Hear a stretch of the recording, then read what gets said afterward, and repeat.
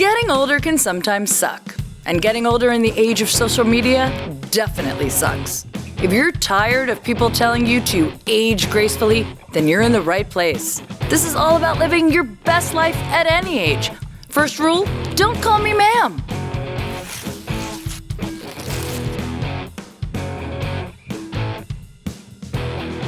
Hey everyone, it's Jodi Miller, and this is Don't Call Me Ma'am. Don't call me ma'am, except my next guest is actually the only one who can call me ma'am, and he does quite often. I've known him since his birth. No, I'm kidding. I feel like it's been that, but it was the birth of your comedy star, and we're going to talk about that night that I discovered you, that Mitzi discovered you, that whole thing. He is a comic, an actor, a writer, a producer. He has a podcast called Just Saying. He's everywhere. He's not only one of my favorite comics, but one of my favorite people. We've done so many shows together. Start copying right now, and by that I mean pull over to the side of the road. We don't want you to get into an accident. Start copying right now for Justin Martindale. Yay! Clap. Oh my God. I'm actually now picturing people pulling over to clap. Yeah. They do that. That's what I'm known for. They're like, well, she's said to be careful and cautionary. Meanwhile, Yes. my daughter every day in the car, it's like her thing now. She's like, Mommy, be careful. I'm like just pulling out of. She's like, Mommy, be careful. I'm like, I'm careful. You don't even know what driving is. Like, stop backseat driving me. You know what I would say? Less out of you. Less out of you. I do, actually. I do. We're at the age now. Uh-huh. I walked into a room. Was it Saturday? Because she was like, well, and I watched it and I go, there's no crying or whining today. It's not on the calendar. There's nothing. Nothing. Good for you. And she started crying. So, I mean. Now she's disobedient. Really, so I sent her to HR. Baby HR. I have a baby HR. Aww. So, oh my God, we have known each other forever. Yeah. I love telling people, I use you as the example of it's not how you get somewhere, it's what you do when you get there. Go on. Because you had only been doing comedy, 6 months when you got past? How long? Oh, yeah. I mean, that was probably late October to June of the following year. So, yeah. So you'd only been doing it, less than a year, basically. Yeah.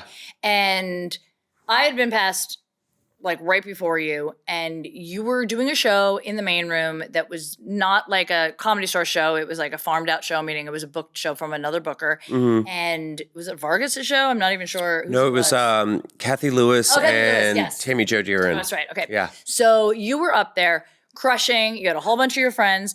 I mean, when you're new in comedy too, not that you're not funny, but when you're new in comedy, you can get your friends out and it's exciting and everybody's like, and it's, it was electric. And Mitzi, who hadn't been at the store because her health was failing, she was getting up there, showed up that night, was walking across a packed main room show, and you were on stage crushing. And what did she say?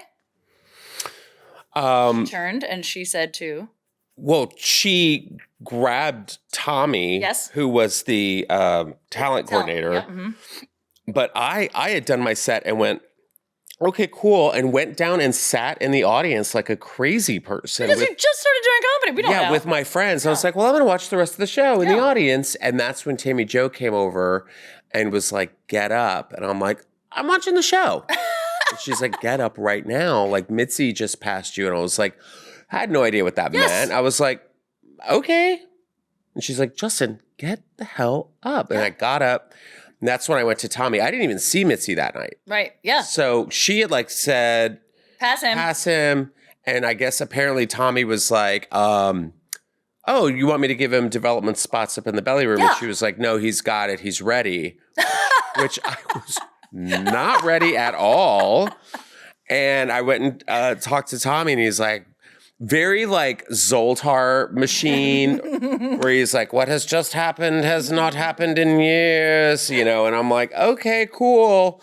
And it's true. It does not happen that way. It might have happened maybe once, ever, maybe before that. It was one of those things because, And I know that because it's spread around the Comedy Store Yeah. like wildfire. Yeah, people that have night. been, people that have been showcasing and working their ass off and getting development spots and trying to get development spots for years hadn't even had the opportunity to get a development spot. And here's a guy who's like under a year, and Missy was like, he's Green got as it, hell. move it. And Yeah, and there was a lot of animosity towards me. there was. Yeah. Yes, but because I had just been passed, I remember this very clear as day because that's when I was like still a social smoker. Hey, and we were outside in the parking lot and you were terrified because it is terrifying. You're passed. Now you do 15 minutes and you know all eyes are on you. Yeah. And I had felt that way for me, but all eyes were really on you. Like I had been doing it already 10 years. Yeah. So I was definitely ready, but you were like, what do I do? I didn't know what it meant to get passed. Yeah. And that, when people ask me, they're like, oh, what does it mean to be passed? I'm like, well, that means that you were handpicked to be part of the fold of the building, the lineups, the shows, all that spots, kind of stuff. You put in your avails. You're a paid Yes. regular. You're considered a paid regular. So you're like you're like a stable of funny horses. Yeah, exactly. And so I would look at people so I remember being there that night and being like, oh, that's Bobby Lee from Mad TV. Oh, there's, Whitney Cummings, who's on like Chelsea lately. Brian Callen at that time. Yeah. I mean, that time. Maz, probably Brett Ernst. Ari Shafir, Brody Stevens. All of those guys. So I'm looking. Sebastian. All of them. Yeah. All of them. And they're all like coming up to me being like, who the hell are you? Literally, like that was that's what they were asking me. Like, who the hell are you? Where did you come from? Feeling. What's your deal? Are you straight? Are you gay? I was like, well, my name is, yeah. So it was just very overwhelming and scary because I'm looking at these people who are obviously have been there for a while. And they're asking me all these questions that I don't really know how to answer because I don't know what's going on. Right. And it was just like that lasted for maybe a couple weeks because people were like, it got around. Oh, people were pissed. People were really angry. People were really You pissed. handled it really well. Here's the thing. I think what a lot of people thought would happen, and I'm not saying this because I heard this, because again, I had just been passed a few months prior to you, but when I was passed, it was slightly different because I had been already running a show with Eliza. People had seen me. When I actually got passed, there was a lot of, you deserve it, good for you, we were rooting for you, which it felt really great.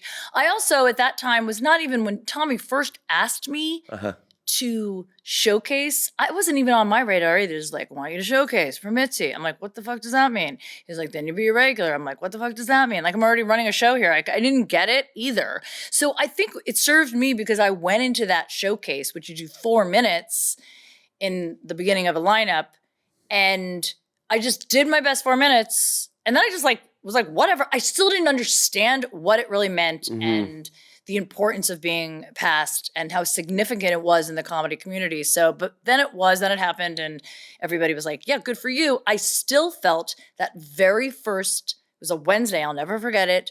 And I had to bring up Steve Ranazizi after me, and I could not pronounce his name because I'm terrible at names.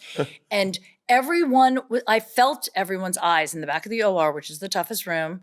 And I felt everyone's. It's my favorite. It's my favorite too. I know. But in the beginning, you're told it's the toughest room, and I can see why. It's dark. It's like, but I felt the other comics. They were watching.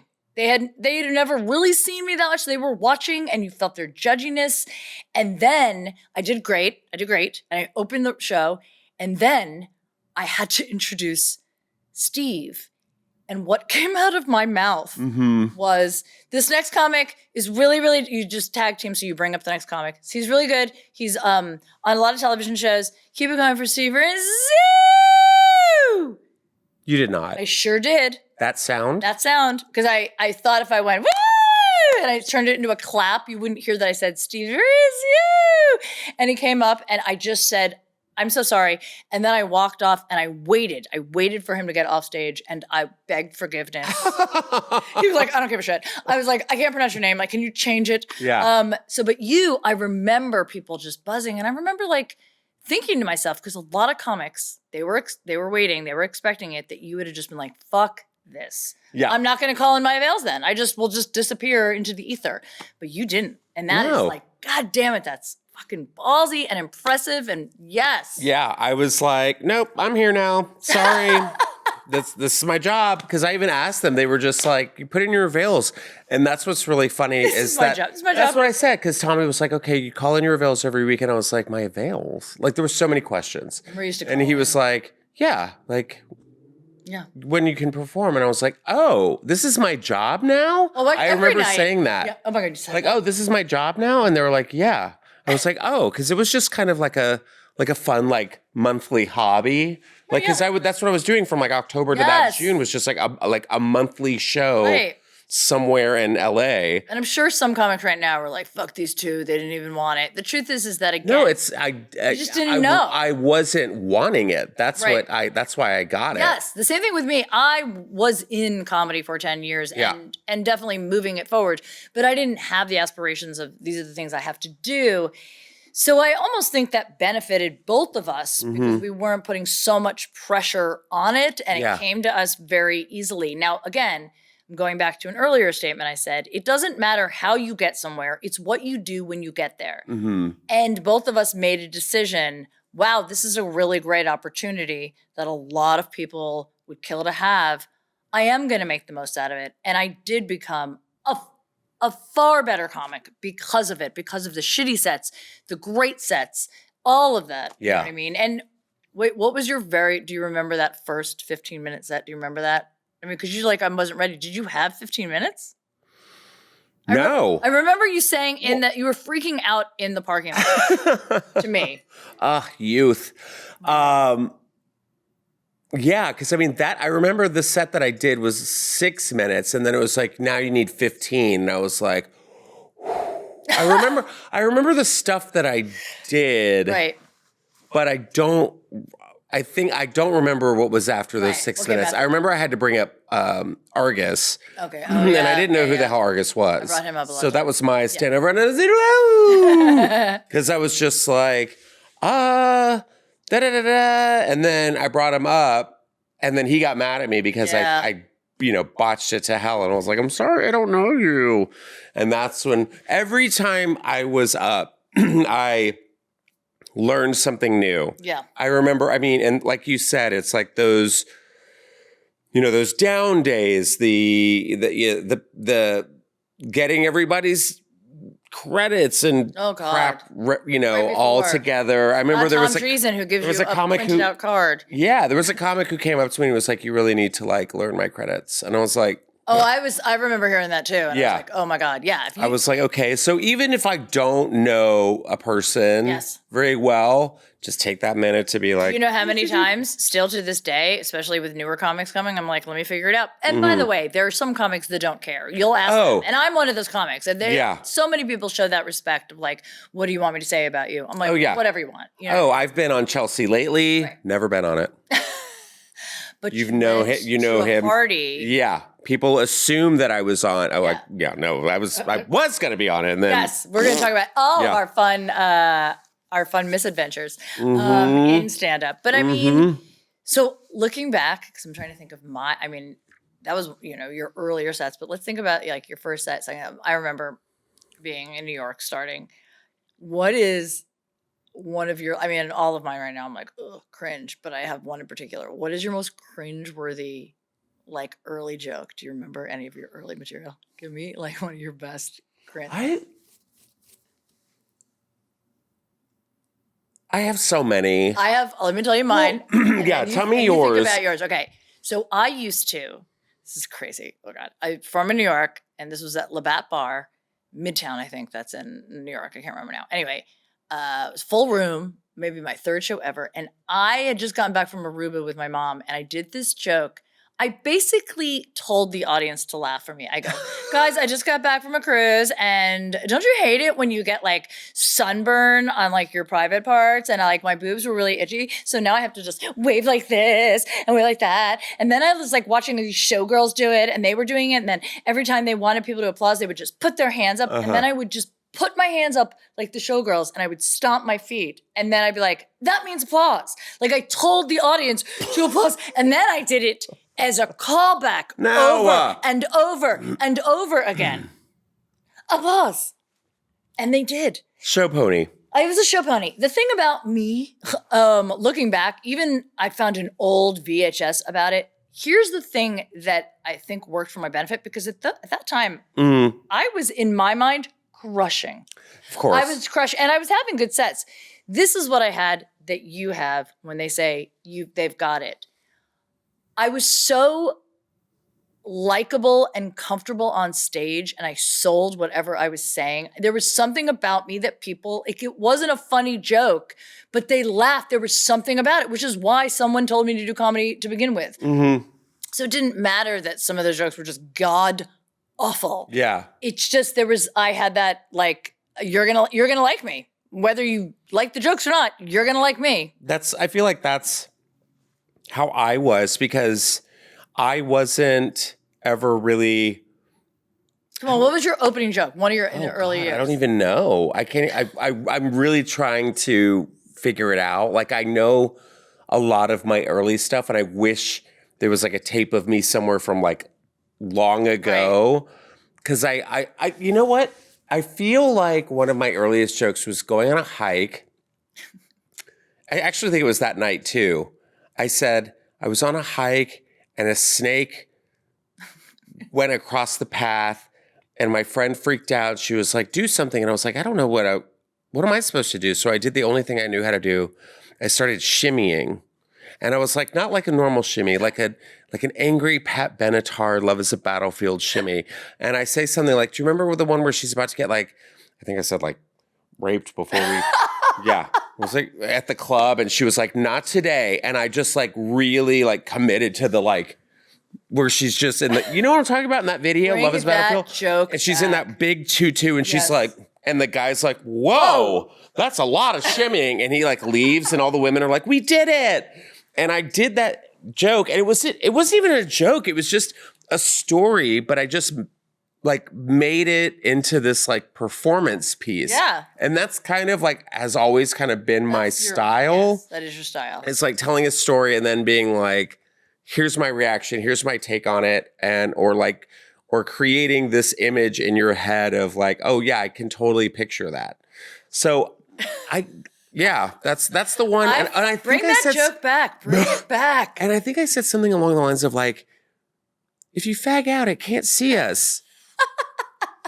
Yeah. which I was like, good for you. Good for you for getting up there and saying it and being one. You know what I mean? And everyone died. They were just like, I'm sorry, did he say fag out? I'm like, yeah, fag out. Yeah, whatever. Why not? Fag out, guys. Yeah. Whoa. Ma'am. I'm talking about cigarettes, okay? I don't remember you smoking. Oh my God, yeah, I was such a social smoker. Sorry, Dad. Oh yeah, I used to get off stage, immediately go to the bar, have a Jack. This was a different time. Which we would do. Me and you did that all the time. All the time. They don't have Jack Daniels at the Comedy Store anymore. Or Tito's. I mean, I've heard. know. They don't. It's ridiculous. Yeah. I'm offended by it. Mm-hmm. It's just the end of an era, because we would come out.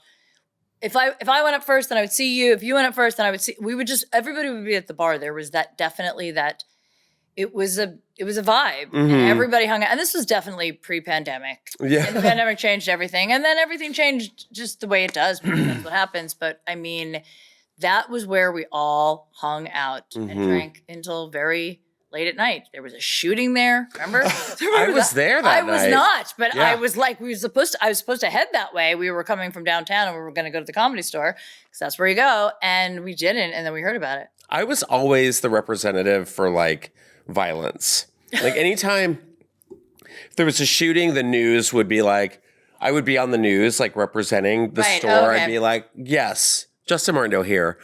I was here that night. I got mugged in West Hollywood like years ago, and the news like interviewed me. So anytime there was like something bad happening, I was the poster boy for the event. Yeah, but that was crazy. It was me, crazy. Anthony Jeselnik, and Jeff Ross upstairs judging Roast Battle. That must have been early in the Roast Battle.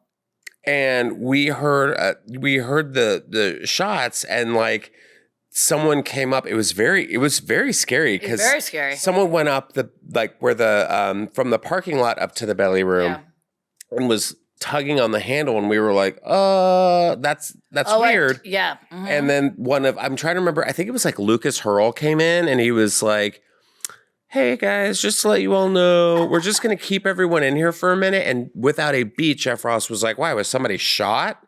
And he was like, actually, yeah. And we all were like, what? Yeah, that was the night, I guess it was like a hit. Like they were after that person specifically. Yeah. So, but like there ran were across the street, shot the guy leaving the club, and then took off. And there was like the front door. So when you got there, you know, I think they closed it for the first time like the next night, and they never closed ever. It was like before pandemic, it was open 365. Yeah, every night. Every night, but they holidays. Every holiday, I performed every Christmas there, every New Year's for a long time. But like there was that glass, because it was right the front door was boarded up, and it was really fucking scary. It didn't stop people from hanging out there. Second, we were like, oh, it was a hit, we're okay.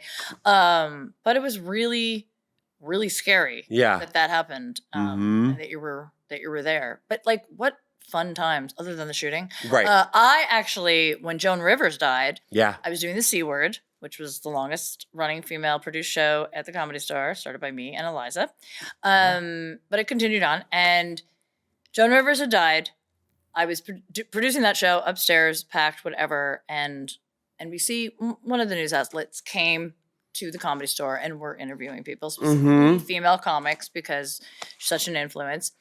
I had my third Jack. So two Jack, just so you know, two Jack Jodi is like, well, back in the day before I went into menopause, two Jack Jodi is like, you got this. There's nothing that you could ask me that would even throw me. Liquid courage. Well, it's just, I'm like normal. But third Jack Jodi, shit could come out of my face. So I came downstairs. I don't know if it was Tommy or Eleanor. Somebody grabbed me and they're like, they want to talk to you about Joan Rivers. You also produce a show. I was like, let's do it.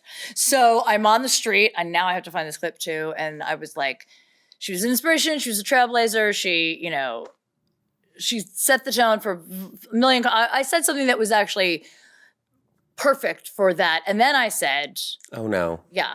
Steve Renazizui! I said Steve Renazizui! Like, what? And He's then not even on the stage. I was like, Applause! I said, because this is true, I go, and I just got Botox today, so my goal is to eventually have my face frozen. Like I said something along the lines of like that I will have as much plastic surgery as Joan Rivers did, and I will carry on that tradition in the female comedy world. That's like something kind of ridiculous. That was funny, and I was like, why would I say that? Why did that come out of my mouth? But you know what? That's the fucking clip they used. Out of all the people they interviewed, somewhere in my brain, they're like, say something stupid so that they grab it and they put it on the air. And everyone's like, did you talk about Botox and Joan Rivers? I'm like, sure did. Sure did. She'd be so proud too. She would be proud. We all know it. She would have loved. You need to stop beating yourself up over that. I don't know if I can. So then let's cut to a lot of like, we like lived at the Comedy Store. I remember, I ran into you. We'd just done a spot and you were like, I'm going to be on a new show on E, like Chelsea, but with Whitney. Because Whitney was getting a show. Oh my God. Tell it.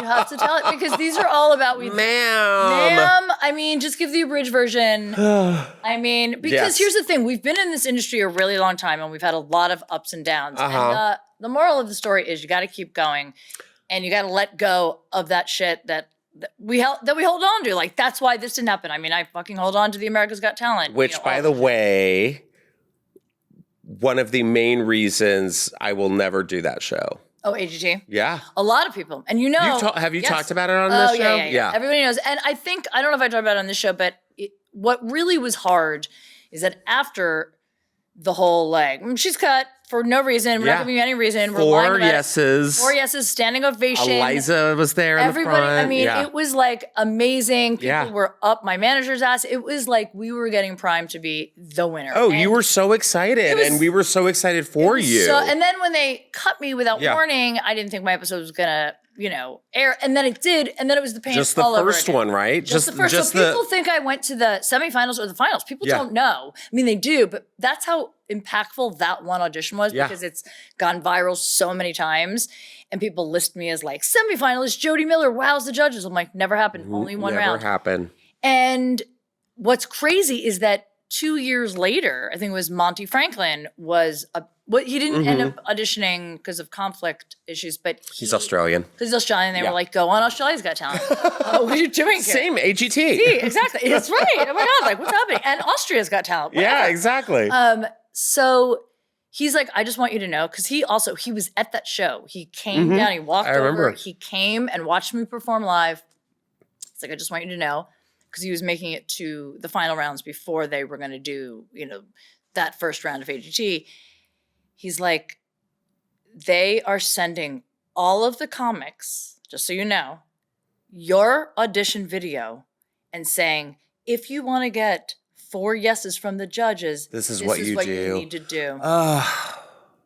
It was so, again, like a punch in the fucking gut. Because you're like, then why? Then why am I not here? Why am I not here? It was really hard. It was a hard pill to swallow for a very long time because it would have really helped my quote on the road. I would have gotten a lot, and I got some road gigs out of it, a lot of things actually out of it, but I would have gotten, that's all we wanted. Make it to this certain point so that I can get more road work, make a living, so that I'm not still delivering groceries, which I was for a long period of time. So we have these opportunities that seemingly are the best opportunities, and then they are ripped from us. For sure. Without like warning. all the time. Yeah. So you were, I remember you were like, I'm going to be Whitney's co-host. Well, it's crazy because you've arrived. I really was like, this is your moment. Well, it was crazy because like Chelsea lately was kind of popping around that time. Right. And I feel like I didn't have reps then. Right. Or I did, but then they didn't know what to do with me, or they just grabbed me because they were like, oh, he's the new guy at the store. We have no idea, but we'll take him. Right. And then like, they would just kind of like drop me or just never return my calls, Hollywood. And so like everyone was always like, you need to go on Chelsea. You need to go on Chelsea. Because I was still am very pop culture oriented. It's just something that's like, it's my spectrum. Great. Like, yes. How a lot of some people love puzzles. I love pop culture, And so I remember Whitney coming up to me and being like, hey, I want to take you out to lunch because I want to run something by you. And I was like, oh my God, this is so exciting. And we went to Real Food Daily, where you put crystals in your iced tea. And because it's Real Food Daily. Yeah, it's like vegan, raw. Yeah. And she's like, I'm doing this show after Chelsea called Love You Mean It. And I would love to have you as my co-host. And I was like, are you insane? That's awesome. Thank you. And she's like, yeah, I just want like this, gay kind of co-host vibe. And you were like, I'm not gay. I was like, truth be told, it's a lie. It's my stage persona. And so I just remember going home and calling my mom afterwards and being like, oh my God, this is it. Da, da, da, da, da, da. And then it got to, I want to bring you to a taping of Chelsea. And I was like, holy shit, this is it. I'm going to be on Chelsea. This is going to be incredible. You guys never did like a test, no, like a pilot. And No. But then I remember meeting Chelsea, and the first thing she said to me was like, are you gay? And I was like, right. Yeah. And she's like, I knew it. I'm like, okay. Like, it was just really weird and like off-putting. Right, yeah. Like, hello would have been nice. And so then I got invited to that Christmas party. That Christmas party is in all caps. Yeah. So that was in Santa Monica at like some beautiful hotel sponsored by Belvedere, and like everybody was there, like John Caparulo, whoever was on the round table at that time was there, like John Caparulo, Sarah Colonna, Chris Frangiola, like, guess I'm trying to think. Bobby Lee was there a lot. Bobby, yeah. So it was like a big who's who. And I was just kind of like, oh my God, this is incredible. Right. Little did I know that an open bar was not the best idea because your 3 Jack Daniels turned into like my 8 Belvederes. And it was just like, I was too young. I Such was a young thing to do, by the way. Yeah. Do not drink at these things when Do you not- are trying to make contacts. Nobody told me that. Nobody told me. And I was just jamming out. I knew I was in a bad place when the DJ was playing Black Eyed Peas and I was living. Like that's like, I was like, oh yeah, they were playing Black Eyed Peas and I was just like, ah. And I was dancing with this pregnant woman. And from what I remember, this was the party where Chelsea was dating 50 Cent. Right. 50 Cent did not show up to the party, but his entourage did. And they were like rowdy and they smelled like weed and the hotel was like, hey, this is kind of out of control. Right. And I remember going up to Chelsea and saying, thank you so much. I'm having such a great time and da-da-da-da-da. And what I remember that I recall that people have told me was that she was just annoyed and pissed off and was like, get the fuck out of here.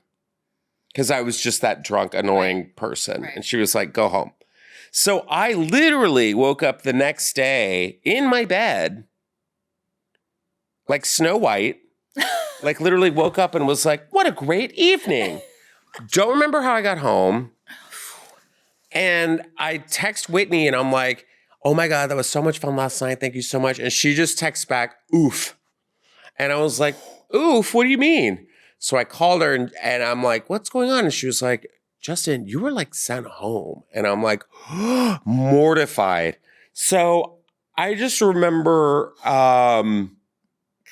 from that moment on being blacklisted from Chelsea. And I thought that was really shitty because I was like, this is a person who makes their whole career being a drunk, Right. talking about how much they drink, being a mess. Right. It's kind of like, glorified. And I'm like, I didn't do anything wrong. And I had no idea what I did. I was like, did I, punch Shit the on the pregnant bar? woman? Yeah. I was like, did I fall? Did I throw up? Like, what did I do? And no one knew because everyone at that party was So you shit-faced. still to this day have no idea. No, I found out Oh, because Fortune got cast as a writer. right. That's right. So Fortune got on as a writer on the show, and I said, you have to find out what happened. yeah. Like, it was like, congratulations. Find out what happened at the Christmas party. Immediately. Yeah. So like a couple years went by and I was like, she goes, so I found out, I asked, 2 years. this comic who I don't talk to anymore. And they said that, yeah, I was just like drunk and annoying. Yeah. There has to be something because it's not just drunk and annoying. I think it was drunk and annoying. I think because what I heard was that she was sober that night. Because she was sober that night because But then everybody would have been drunk and annoying. everybody was drunk and annoying. So that's what I mean. But I was not on that level yet. Right. So I wasn't in yet. Right. I was acting like I was in, Right. but I was not officially in yet. So there's a lot of lessons there. One, Yeah. for the younger comics out there, younger people out there, whenever you go to something that you need to present your best face, I still would choose to not have 8. Well, you know what it reminded me of is the taping that we did for 1969. Yes. Mm-hmm. And there was that one Yes. Yeah, person who was overserved. Overserved. And we're taping a show, Yes. and this person is heckling Yeah. the show. And I'm like, what are you doing? Shush. It's It's kind of that same thing It where is you're that vibe. you're just like, I'm in, I deserve this. This is what I'm getting. I'm reaping the rewards, and you're like, no, it's still a thing. And it's still you're still auditioning in a way. You're always sort of like on your best behavior. And it taught me a lot about like relationships as well with comics. Who do I want to invest my time in? Not just because they're successful, but also because they're good people. Right, of course. I mean, we all learn that in this industry, especially when we're first starting out. And also, it's not even in this industry, too. It's like in your 20s, everybody's your friend. It's like all you have to do is be like, you like blue? I like blue. Let's And get also, wasted. I'm not an ass kisser. Right. No, I'm not very either. blunt. Yes. I'm very blunt. A lot of people either have, like, not a lot, but like people know that about me, right. that like, what does Justin think? And I'm going to be honest. I have no time for BS. No. I don't have, sometimes it can come out like a little cold, but genuinely I'm a nice person.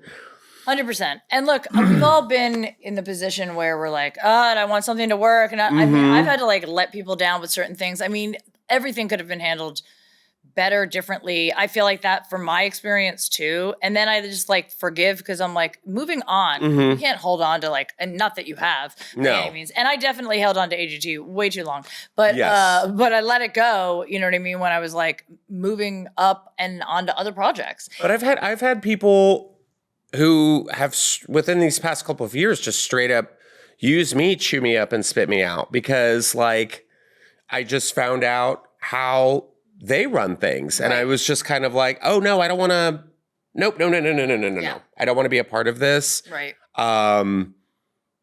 Whether that be, like, finding out how somebody's working, finding out, you know, thinking somebody's your friend the entire time, thinking somebody has your back the entire time, or somebody who just wants to like use you to get back at somebody. Oh, or that happened recently? Oh yeah, December, baby. What? Yeah, and then, you know, just spreads BS on a nationally syndicated radio show about you during the holidays. Oh my God. Oh yeah, and you just kind of like, it affects you and you're just kind of like, wait, that's not who I am. That's not my character. You're fabricating this whole story for ratings. You are fucking gross. Yeah, that is gross. And I thought you were like someone that I could actually like have a friendship with. And when you find out that another comic who you've known for years spread those rumors about you to that individual, then you're like, okay, I don't want anything to do with these people. That's terrible. I'm sorry. Yeah. And it was me, guys. I spread everything. And if you know what I'm talking about, put their name in the comments below. Yeah. And some of them probably might. Yeah. Yeah, they might. I mean, they probably Google it. It is, I think there's so many lessons here. And again, it's like when we started, social media wasn't such a huge, I mean, that's a lot of the theme of this show, Don't Call Me Ma'am, because it's like, I'm so aware of my aging and everything about it just because of social media. I'm reminded how young I used to be. I'm reminded how old I am now. I'm reminded of all of these things. And when we were starting out, it was like Facebook, but we weren't utilizing it. Dane Cook was the first one to really utilize MySpace. And by the time we were like, we should do it too, it was kind of that ship had passed and things were moving on. I remember being in the Comedy Store hallway with Eliza and she's like, my God, my picture on Instagram got a lot of likes. I'm like, is that a big thing? Should I be posting on Instagram? I remember the beginning stages of that. And now it's all about fucking clips. It's insane. The smallest clip and people getting massive. It's exhausting. It's exhausting. Yeah. I'm so tired. I just don't. I know so many people who do that, where they're exhausted from creating the clips. Yes. And I hate the word content. I know. And I just, you know, it's like I'll put clips of my podcast up. Yeah. But like people are exhausted. People are exhausting. It's a lot to come up with new content too. Oh, and it's also just like everyone's just stuck on their phones all the time. And it makes me laugh because like I'll see people posting stuff and I'll see people wanting the reactions. And it's crazy. Like over the past couple of weeks, I've had like two to four clips go viral, like amazing. 2 million plays, all that kind of stuff. And yeah, it's amazing, but it's also like, what is that? Okay. Yeah. I mean, yeah. I don't get paid. You can't get paid on Instagram anymore. Yeah. It's like, and I'm like, of course, you know what I mean? But I'm like, yeah, it's amazing, but also like, who cares? But also, I know, but we say who cares, but then we do care. Like I had a couple clips too also go viral recently. And one of them was, you know, from the Comedy Store. It was about my kid. And it's like, you never know the algorithm until it all of a sudden pops off. And then it's got, you know, over 3 million, you know, views. And I also couldn't get the Comedy Store to collaborate. They were like, collaborate when you take our sets from the main room. And I did, and they didn't accept it. They accepted other people's. And then mine is like over 3 million. I'm like, well, fuck you then. You know what I mean? But yeah, it just was upsetting. But then my following grew because of that. Like a lot, like over a couple thousand new fans. Right, great. And now, because I'm not posting whatever they want to see, I hate when I watch that little number go down, like followers. Stop. I know, but I'm like, why? What the fuck? Why? Like, stop. And then why am I? And I'm not even somebody who obsesses over that, but like, I look at it, like, I can't even figure out TikTok. Like, I just don't even post on there. And you know what? All this stuff kind of goes in and out. Yes. Always. Remember Vine and Does like all that stuff? Yeah, Vine? exactly. But also, let's be clear that comedy is no longer comedy. Yeah. Comedy now is like, hey, man, like your shoes. Hey, where are you guys from? What do you do? It is. Like, I'm like, is this an interview? Is this what we're doing? And no shade to the crowd work comics out there. There are a few. There is a handful.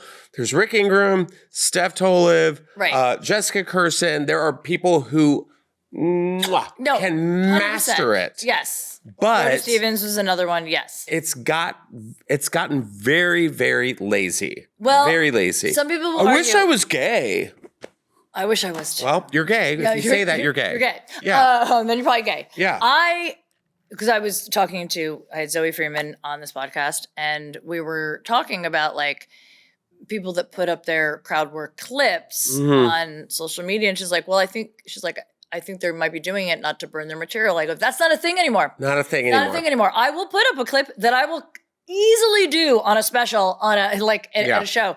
I don't care. It's just a clip. And but it's really funny because to come full circle, these people that are, creating content, maybe they're newer comics or they've never done comedy and they're doing other forms of, comedic things.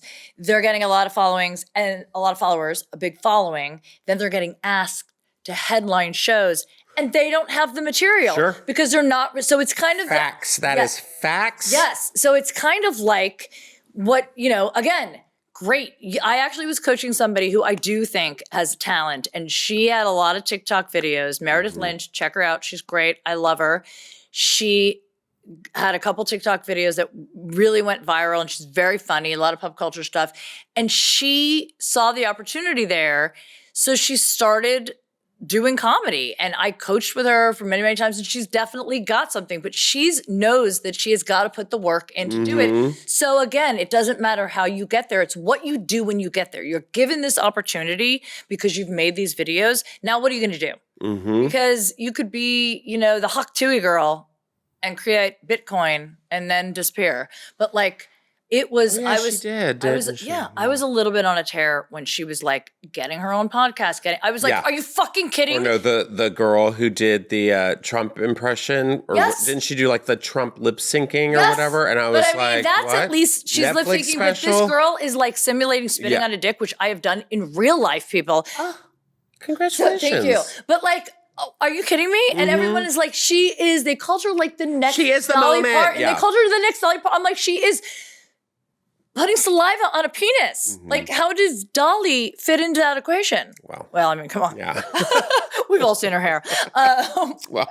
Hello, love you, Dolly. Yep. But at the end of the day, it is one of those things like, I'm not angry when people get success from different platforms or whatever they're doing. But if you want to keep that going and I don't know, earn the respect of the people like in the industry. Like if you have no desire to be a comic and you're not, you know what I mean, getting then that's great, whatever. But you see comics that are like, I have a huge following, so now I have this opening. Then you better fucking work on your set. Can I tell you a fun story? Yeah. So one of my favorite moments of doing stand-up was there was a show at the Improv in Hollywood. And I remember Dean Del Rey being on the show with me. And I want to say like Amir K maybe. And we had to open for this guy. And I can't remember the guy's name, but he was like huge on YouTube. Like when YouTube kind of blew up and people were doing YouTube. And this guy shows up, packed main room. Yeah. And they asked me to host the show. And I was like, yeah, sure, no problem. And so I asked the guy, how much time do you want to do? And he was like, what do you mean? And I said, well, do you want to do like 20 minutes? Do you want to do 30 minutes? Do you want to do 45? You want to do an hour? And he's like, I'll do an hour. Hour's fine. And I was like, I was like, okay, cool. I bring him on stage. The audience goes batshit of course. Yeah. crazy. He gets up on the stage, and one of the first things he says is like, oh, my mom and dad are here. And everyone's like, woo. And he's like, yeah, look at my mom. She's such a fucking whore. Oh, and the audience is like, crickets from then on out. For an hour? I'm saying he's like probably 3 minutes in, and there's just silence. After he calls his mom a whore to her face. Was she, though? Was she? She did give birth to him. Put the comments below. Yeah, was she a whore? Was the mom a whore? No, but it was just very kind of like shocking. And it became, he started his show off roasting his people. Own mother, right. But it wasn't even roasting. It was just, you're being a dick to people just being a dick. Who are there to support you. And the silence was so deafening that I was like, I'm going home. Oh my God. I didn't even close the show. How long did you do? Do you know? No. Oh my God. I just left him. I was like, oh, he's... You still like... Something? Oh, I don't even remember. I don't even remember what his name was. He had like some weird like stage name like Shabui or something like that. That's not probably... His name was probably not Shabui, but it was something... It was one of those like, it's your boy, you know? Hey guys, it's Ding Dong Rizzle. You know, one of those Love Ding Dong Rizzle. He can easily do an hour. Oh, but I just remember being like... That felt so good. Yeah, well. Because I was like, that was when people were like, you know what I'm going to do? Stand up. I'm going to do stand up. And I'll do an hour. And it's still happening where I now know that there are people out there who are putting out TikToks, who are putting up like these like funny cap cut reels, whatever the hell you want to call them. And they are like, oh, you know what I'm going to do? I'm going to do a tour. And but you know what? People show up. They show up. But you know what they also do? They walk out. They do. Because they're like, oh, this isn't it. No. And I know for a fact because I talked to a friend recently who this came up and apparently was like, yeah, what happened? He's like, I'm still trying to just figure it out. Oh, you're figuring it out? But you're doing theaters? You're doing like figuring it out on stage? Yeah. In theaters with people that paid good money? Yeah. Yeah. All right. Well, it makes me feel good. Well, good, because we're going to leave on a good note. Tell people where they can find you. Well, it's your boy Justin. You can find me at DJ Rizzle. No, you can find me on Instagram at Justin Martindale. You can also listen and follow my podcast called Just Saying with Justin Martindale on YouTube, as well as wherever you get your podcasts. I've got some dates coming up, I believe. In October, I'm going to be in like Michigan, and I'm going to be in... We'll put all the dates. We'll put everything. Arlington, Virginia. We'll list everything. Send me the dates so we can put everything. Because this will be out in a few weeks. And yeah, everybody check him out because he's so fucking funny. And I've been on every podcast in LA. In LA. And if you want to see him shimmy when a snake comes out, you want to see that original bit, put it in my comments that you want to see Justin shimmy like this. I want to say that's available on YouTube. I got to like look. We got to find out. I got to find out if any of my old clips are. Guys, thanks so much. Make sure you subscribe and like this episode, all my episodes. Keep watching. I'm Jodi Miller. The only person that is allowed to call me ma'am is Justin Martindale. Thanks, ma'am. Until next time, bye.